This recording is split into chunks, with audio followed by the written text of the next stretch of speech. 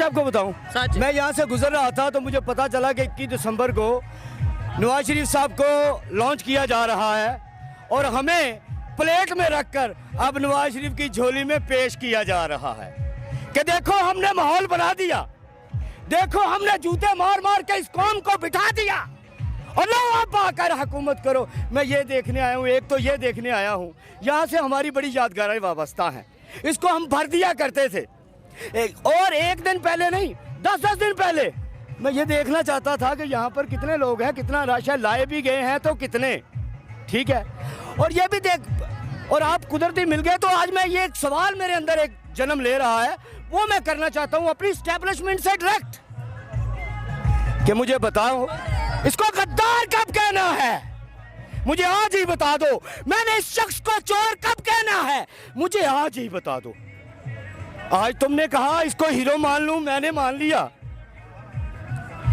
मुझे ये भी बता दो कि इसे चोर कब कहना है ताकि मैं तैयारी कर लूं, ज़हन बना लूं, अपने दिल को मना लूं कि आपके कहने पर मैंने एक दिन इसको चोर भी कहना है, एक दिन इसको मोदी की से साड़ियाँ खरीदते हुए और तब्दील करते हुए वो भी इल्ज़ाम मैंने इस पर लगाना है। और मैं एक बात पूरी कौम को कहता हूँ, मुझे नवाज शरीफ से आज कोई इख्तलाफ नहीं, कोई गिला नहीं, मैं उसके खिलाफ एक बात भी नहीं करूँगा। ये नहीं कि यहाँ खड़ा हूँ, इसलिए कि मैं जान चुका हूँ ये लोग क्या हैं, कठपुतलियाँ मेरी तरह। असल हुकूमत तो उसके हाथ में होती है जिसके हाथ में लाठी होती है। और जब जब मैं लाठी देखता हूँ ना, एसपी के हाथ में भी लाठी होती है, मैं एसपी के हाथ में लाठी देखता हूँ तो मुझे ये एहसास होता है मैं भेड़ हूँ। और जब मैं किसी बड़े के हाथ में लाठी देखता हूँ तो मुझे लगता है मेरा वजीर आज़म भी भेड़ है। मैं उनसे पूछना चाहूँगा, मैं नवाज शरीफ से ये सवाल करना चाहूँगा, आज उनके ये जितने भी लोग हैं उनसे सवाल करता हूँ मैं, कठपुतली रह पाएगा नवाज शरीफ? और लाने वालों से भी सवाल करता हूँ कि कितनी देर कठपुतली रहेगा, ये भी मुझे आज ही बता दो। और एक आज पैगाम मैं पूरी कौम को दूंगा, उन लोगों को जो घबरा कर खुदकुशियाँ कर रहे हैं, भूख में, मुफलिसी में, इस महंगाई से।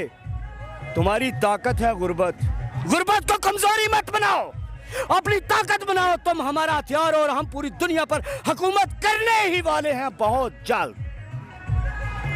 और साइफर के मामले में मैं आपसे सवाल करूंगा, साइफर के लिए जो है वो इमरान खान साहब अंदर हैं और उधर से दूसरे जनाब आ रहे हैं, उनको कल दे दिया गया है नोटिस, नैब ने भी कह दिया कि हमें कोई परेशानी नहीं है, नवाज शरीफ साहब आ सकते हैं। सबसे पहले साइफर का बड़ा अच्छा सवाल आपने किया।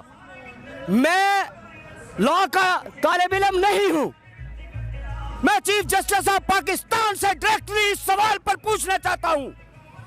एक एसएचओ आपने देखा होगा, उसके इख्तियार में नहीं होता लॉकअप का दरवाजा खोलना, वो मुहर्रिर के पास उसकी चाबी हुआ करती है।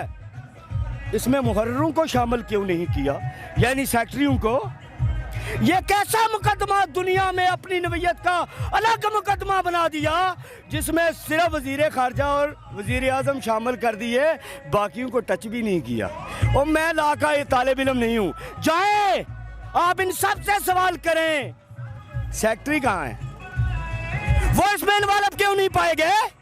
इसका मतलब ये ऊपर से मुकदमा बनाया गया सिर्फ इमरान खान को दबाने के लिए, उसको मुर्दा बनाने के लिए, उसको इस बात पर कायल करने के लिए कि कंप्रोमाइज कर दो।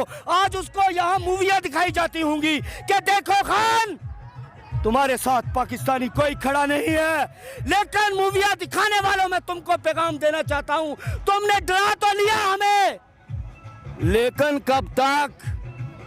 ये खौफ के बहुत टूटने वाले हैं। अच्छा, मैं आपसे सवाल करूंगा यहाँ से रिलेटेड, क्योंकि यहाँ पे हमने इमरान खान का जलसा भी देखा तो हमने ये पंडाल को भरा हुआ पाया, लोग बाहर भी उसी तादाद में खड़े थे।